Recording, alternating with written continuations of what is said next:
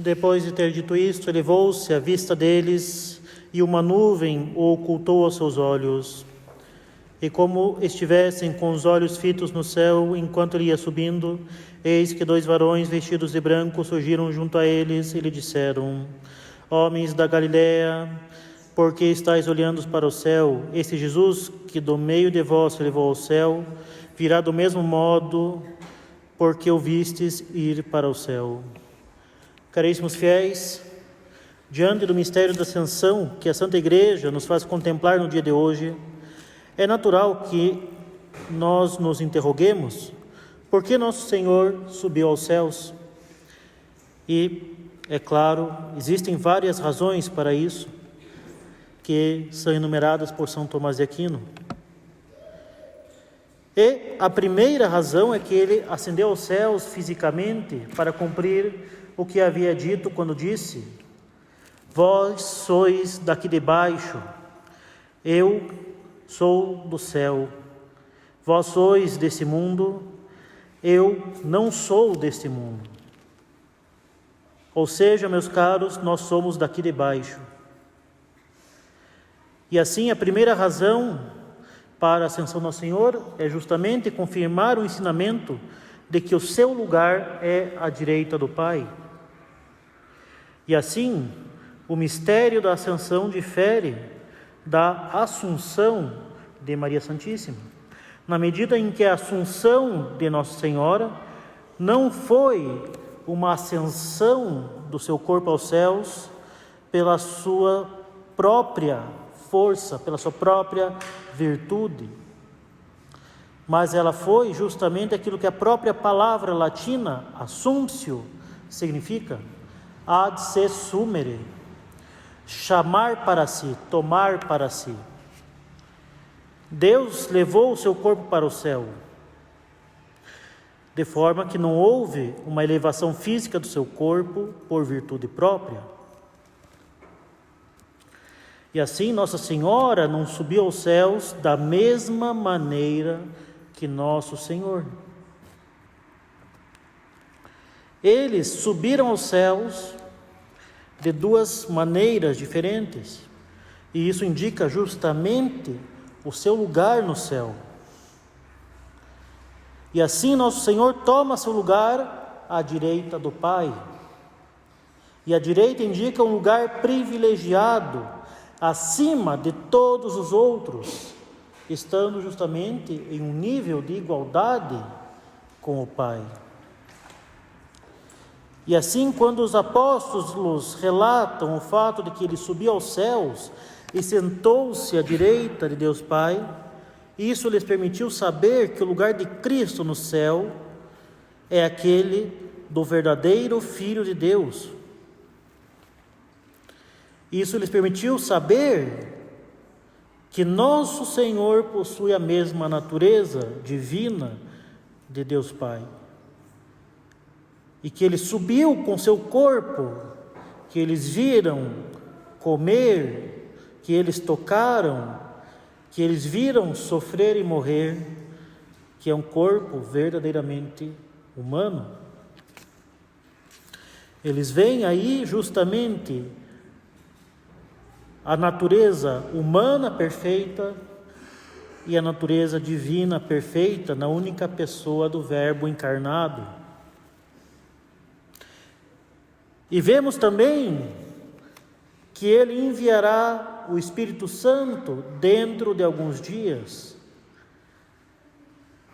E nós teremos justamente daqui 9 dias, o domingo de Pentecostes, tempo este que é um tempo de preparação, o tempo da novena das novenas, a primeira novena, rezada por Nossa Senhora com os apóstolos, no cenáculo em Jerusalém, pedindo justamente o Paráclito.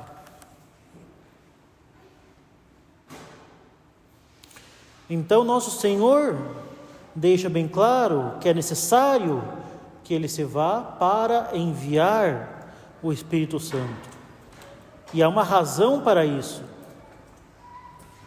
Afinal, os apóstolos ainda eram bastante ignorantes sobre nosso Senhor Jesus Cristo. embora às vezes eles pareçam entender quem é nosso Senhor, outras vezes eles não entendem e ainda persistem na teimosia da sua ignorância. E assim em Pentecostes, nosso Senhor infunde o Espírito Santo neles, e por meio disso eles recebem um entendimento pleno sobre quem é nosso Senhor Jesus Cristo, sobre a sua natureza e sobre toda a sua missão redentora. E é claro que isso é algo que deveria acontecer depois que ele partisse, e não antes. Não somente para que fossem cumpridos os desígnios eternos, mas porque se os apóstolos soubessem plenamente qual era a natureza e qual era a missão antes que eles passassem pela devida purificação da ausência física de Nosso Senhor, os apegos mundanos que ainda persistiam neles dificultariam a devida docilidade que eles precisavam ter para com a graça que eles receberiam. Apesar de todo o ensinamento que eles receberam de Nosso Senhor, nesse tempo em que Nosso Senhor permaneceu com eles, eles ainda tinham apegos mundanos, ainda tinham apegos particulares, como nós vemos claramente que no momento da ascensão, eles perguntavam se era naquele instante que Nosso Senhor restauraria o reino de Israel. Ainda tinham aquela visão mundana, política do Messias. Ainda persistia a sua teimosia. Ou seja, eles precisavam ainda ser purificados pela ausência física de Nosso Senhor desse mundo, para que eles vissem justamente que a missão de Nosso Senhor não era uma missão mundana e política, mas uma missão redentora e sobrenatural e espiritual, que era justamente para que eles se elevassem acima deste mundo. Era necessário então que eles fossem purificados dessa visão mundana, dessas esperanças mundanas, para que eles superassem de uma vez por todas a visão de um Messias político, de um Messias aos moldes do mundo, para que pudessem então ser verdadeiramente dóceis à infusão do Espírito Santo para essa missão que é de serem cooperadores na obra da redenção.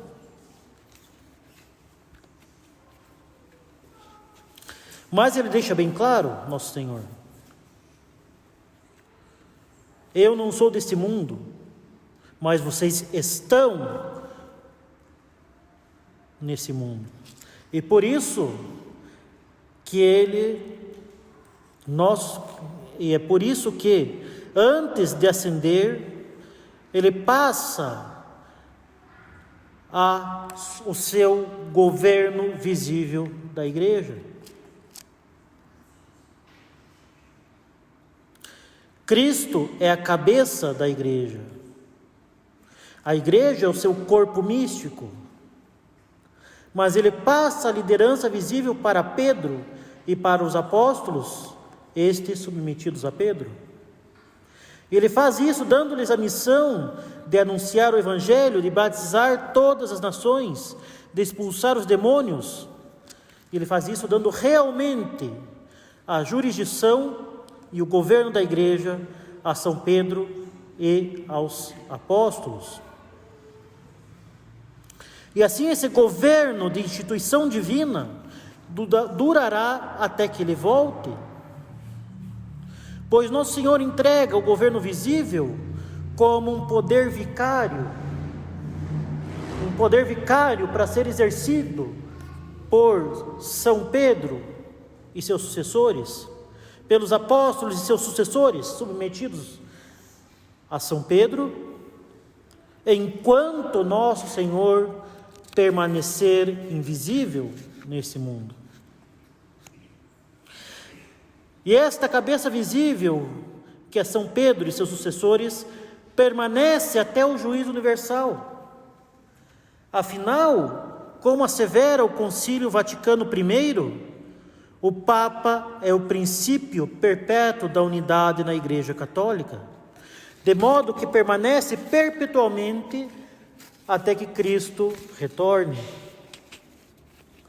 Em outras palavras, meus caros, após a morte do último Papa, Cristo retornará para assumir novamente a cabeça visível da Santa Romana Igreja. E eis aqui algo de suma importância: esta cabeça visível é perpétua. Ela permanecerá até a segunda vinda de nosso Senhor Jesus Cristo no fim dos tempos. A Igreja, então, não é acéfala, não lhe falta cabeça. A Igreja não é como uma galinha que depois das revoluções doutrinárias e litúrgicas e da crise recente teria sido decapitada e estaria correndo pelo chiqueiro sem cabeça, sem orientação e sem controle. A Igreja é o corpo místico de Cristo. É uma sociedade perfeita e visível, que corresponde justamente ao corpo glorioso e reinante de nosso Senhor Jesus Cristo no céu. Nosso Senhor tem uma cabeça e tem um corpo. Ele está gloriosamente reinante no céu. A Igreja corresponde a Ele. Ela não deixa de ter uma cabeça.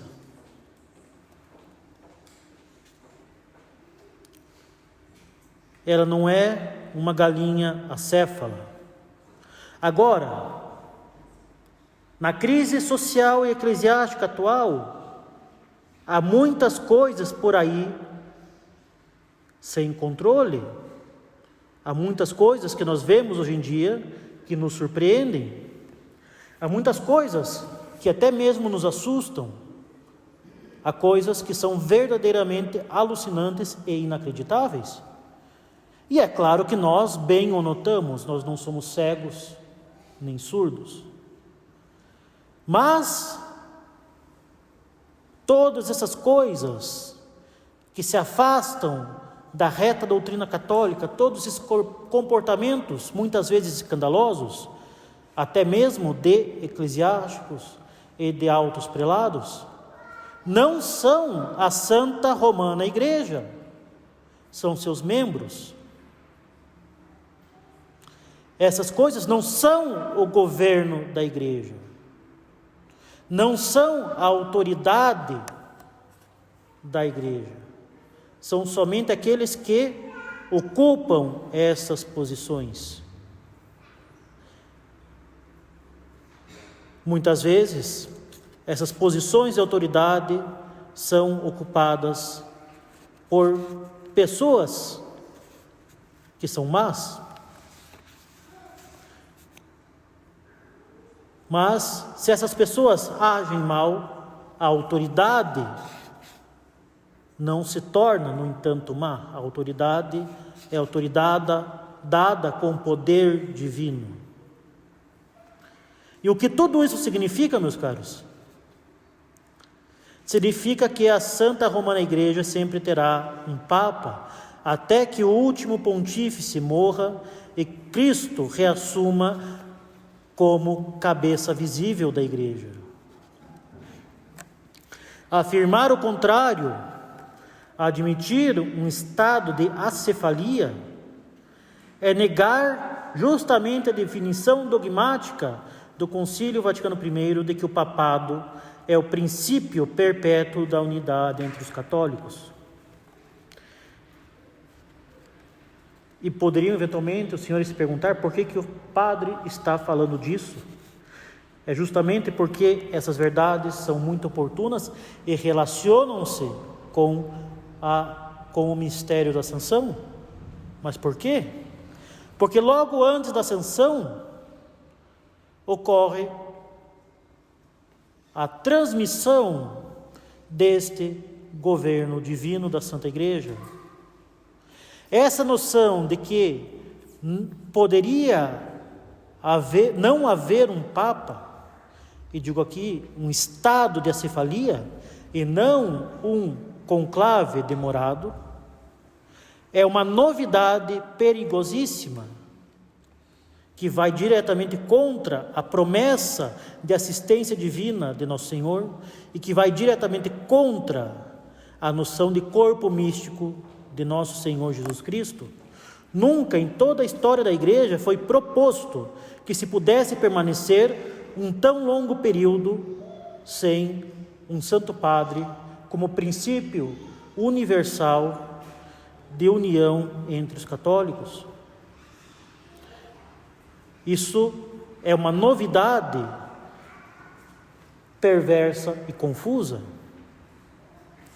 E novidade, meus caros, novidade para a Santa Igreja não passa de um outro nome para heresia.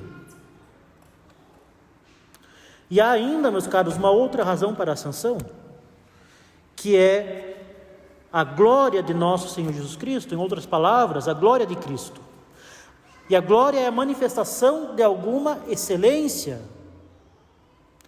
E assim, nosso Senhor Jesus Cristo, sendo elevado ao céu, tem manifesta a perfeição divina e também a perfeição de sua santíssima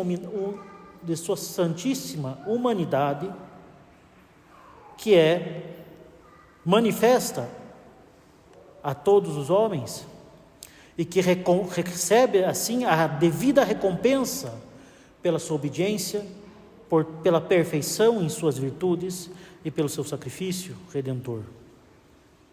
Ele está sentado à direita de Deus, que não somente é um lugar privilegiado para manifestar a excelência de quem Ele é e de sua natureza e da missão que foi por Ele cumprida, mas Ele está sentado, Ele possui pacificamente, sem nenhuma contestação, em sinal de vitória definitiva sobre todos os seus inimigos. E é por isso mesmo que Ele falou aos discípulos que agora era a hora em que Ele seria glorificado pelo Pai.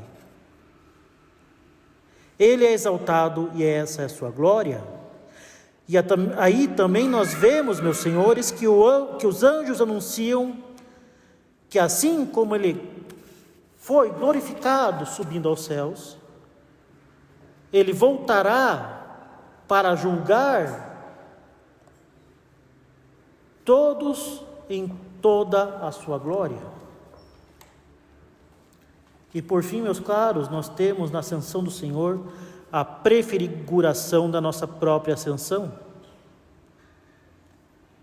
que é justamente a posse que nós teremos da glória morrendo em estado de graça. Afinal de contas, meus caros, nós bem sabemos que a humanidade santíssima de nosso Senhor Jesus Cristo é um modelo de nossa humanidade regenerada pela graça da redenção. É justamente a glorificação de Cristo que justamente causa em nós a nossa glória, que causa a nossa regeneração. Como Cristo morreu e ressuscitou pela cruz, também nós morremos para o pecado e nascemos para uma vida nova pela graça batismal. Nosso Senhor nos incorpora em sua vida, Ele nos incorpora em seu corpo místico, e sob a sua autoridade, na Santa Romana Igreja, e conduzidos pelo Romano Pontífice, nós vivemos a sua vida e nós somos conduzidos ao céu, sendo elevados em direção à salvação pelo seu corpo místico, que é a Igreja, para gozar na eternidade da bem-aventurança eterna, que será a visão beatífica de Deus. Nosso Senhor morre e ressuscita, formando em nós uma vida nova. Ele nos incorpora a si, ao seu corpo místico, para que nós vivamos da sua vida. E pelo seu corpo místico, que é a Igreja, e pelo seu vigário na terra, ele nos conduz à salvação eterna. Ou seja, subindo aos céus, ele mostra qual é o nosso destino se nós seguirmos os seus exemplos, se nós aproveitarmos as graças que ele granjeou para nós em sua vida mortal. E assim, meus caros, esse mistério da ascensão é para nós uma verdadeira fonte de alegria, porque a ascensão de Cristo é a prefiguração da nossa subida aos céus pela graça, pela condução da Santa Romana Igreja. E assim, justamente, no seio da Santa Igreja, na fidelidade aos seus legítimos pastores, o Romano Pontífice e os bispos a ele submissos, e seguindo, sobretudo, a doutrina revelada por Nosso Senhor para a nossa salvação, através da Sagrada Tradição e das Sagradas Escrituras, fiéis a todos os meios de santificação que Ele nos deixou, nós podemos ter segurança e grande confiança da sua vitória e também da vitória da Santa Igreja sobre os inimigos da Santa Cruz. Louvado seja o nosso Senhor Jesus Cristo. Em nome do Pai, do Filho e do Espírito Santo. Amém.